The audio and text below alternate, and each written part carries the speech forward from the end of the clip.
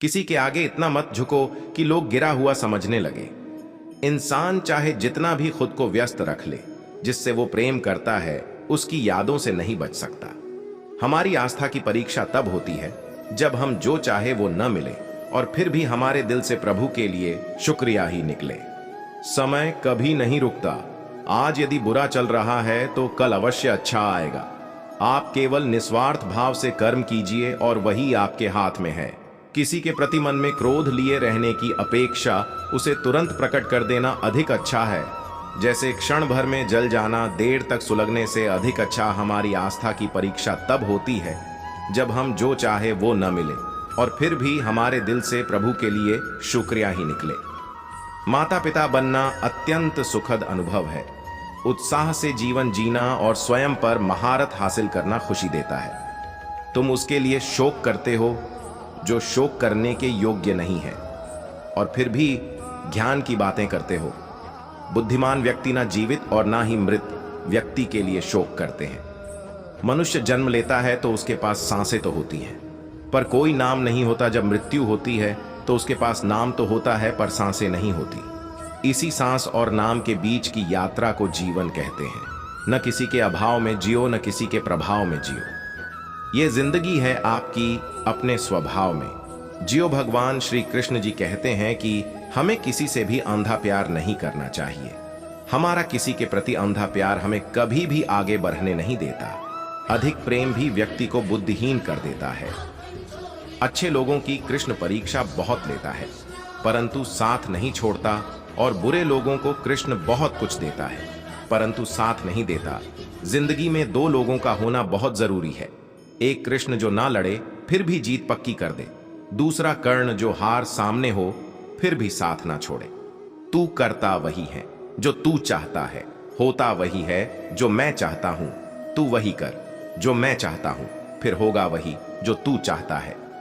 रो पड़े कृष्णा ने कहा, मैंने तो सबकी सुनता हूं पर मेरा कौन सुनता है। इंसान गलत कार्य करते समय बाएं दाएं आगे पीछे चारों तरफ देखता है, बस ऊपर देखना भूल जाता है।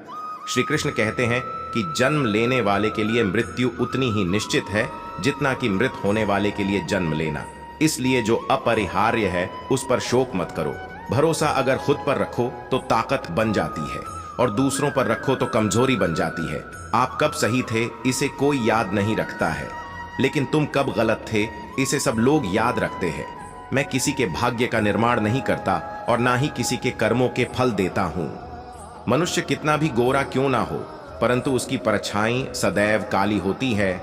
मैं श्रेष्ठ हूं यह आत्मविश्वास है, लेकिन सिर्फ मैं ही श्रेष्ठ हूं यह अहंकार है।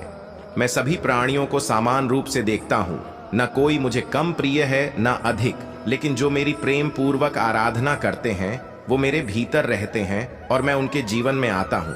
तुम्हारा क्या गया जो तुम रोते हो? तुम क्या लाए थे जो तुमने खो दिया? तुमने क्या पैदा किया था जो नाश हो गया? न तुम कुछ लेकर आए जो लिया यही से लिया, जो दिया यही पर दिया, जो लिया इसी ईश्वर से लिया, जो दिया इसी को दिया। जो हुआ वह अच्छा हुआ, जो हो रहा है वह अच्छा हो रहा है, जो होगा वह भी अच्छा ही होगा।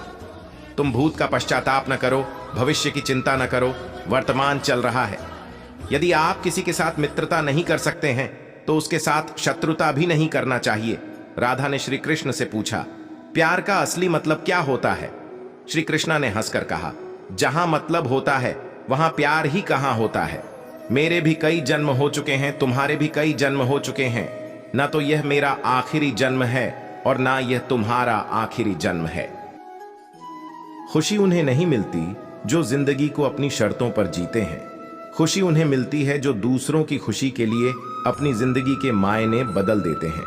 धन से नहीं मन से अमीर बने, क्योंकि मंदिरों में स्वर्ण कलश भले लगे हो लेकिन नतमस्तक पत्थर की सीढ़ियों पर ही होना पड़ता है। सभी को सुख देने की क्षमता भले ही हमारे हाथ में न हो, किंतु किसी को दुख न पहुंचे यह तो हमारे हाथ में ही है। किसी के कहने से यदि अच्छा या बुरा होने लगे तो ये संसार या तो स्वर्ग बन जाए या पूरी तरह से नर्क। इसलिए ये ध्यान मत दो कि कौन क्या कहता है, बस वो करो जो अच्छा है और सच्चा है। कोई जमाने के लिए पागल होता है, कोई कमाने के लिए पागल होता है, पर सच्चा पागल वही है दुनिया में जो खाटू जाने के लिए पागल होता है। जब कोई मुझे राधे राधे कहता है तो मेरे चेहरे पर प्यारी सी मुस्कान आ जाती है। सच कहूं तो मैं कितना ही मुश्किल में क्यों ना हूं, पर श्री राधे नाम सुनते ही मेरी जान में जान आ जाती है। हर किसी के अंदर अपनी ताकत और अपनी कमजोरी होती है। मछली जंगल में नहीं दौड़ सकती और शेर पानी में राजा नहीं बन सकता। इसलिए अहमियत सभी को देनी चाहिए। अपनी उम्मीद की टोकरी खाली कर दीजिए। परेशानियां नाराज होकर खुद चली जाएंगी। इंसान जीवन में गलतियां करके उतना दुखी नहीं होता जितना कि वह बार बार उन गलतियों के बारे में सोचकर होता है। जीवन के बदल जाने में कभी भी वक्त नहीं लगता, कभी कभी वक्त बदल जाने में पूरा जीवन लग जाता है। अपनी इच्छाओं को काबू में रखो, तब आपको वश में कर सकते हो। भगवान जो संयमी है उसका मन स्थिर होता है। जो व्यक्ति शांति के साथ कार्य करता है वही सर्वश्रेष्ठ कार्य करता है। जो शुद्ध मन से भगवान को याद करता है वह ज्ञान का आनंद प्राप्त करता है। आपके मन की शांति आपकी संयमित इच्छाओं में ही स्थित है। जो सबका मंगल करता है उसका भी मंगल होता है। संघर्षों से नहीं, संयम से जीत हासिल होती है। आत्मविश्वास रखो, क्योंकि जो आप सोचते हो वही आप बन जाते हो। जिसने मन को जीत लिया है उसने पहले ही परमात्मा को प्राप्त कर लिया है, क्योंकि उसने शांति प्राप्त कर ली है।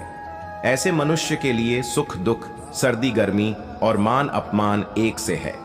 जो दान कर्तव्य समझकर बिना किसी संकोच के किसी जरूरतमंद व्यक्ति को दिया जाए वह सात्विक माना जाता है। ईश्वर, ब्राह्मणों, गुरु, माता पिता जैसे गुरुजनों की पूजा करना तथा पवित्रता, सरलता, ब्रह्मचर्य और अहिंसा ही शारीरिक तपस्या है। भगवत गीता के अनुसार नरक के 3 द्वार होते हैं, वासना, क्रोध और लालच। हे अर्जुन, जो बहुत खाता है या कम खाता है, जो ज्यादा सोता है या कम सोता है, वह कभी भी योगी नहीं बन सकता। जो मुझे सब जगह देखता है और सब कुछ मुझ में देखता है, उसके लिए न तो मैं कभी अदृश्य होता हूं और न वह मेरे लिए अदृश्य होता है। मैं हर जीव के हृदय में परमात्मा स्वरूप स्थित हूं। जैसे ही कोई किसी देवता की पूजा करने की इच्छा करता है, मैं उसकी श्रद्धा को स्थिर करता हूं, जिससे वह उसी विशेष देवता की भक्ति कर सके। जो महापुरुष मन की सब इच्छाओं को त्याग देता है और अपने आप ही में प्रसन्न रहता है, उसको निश्चल बुद्धि कहते हैं।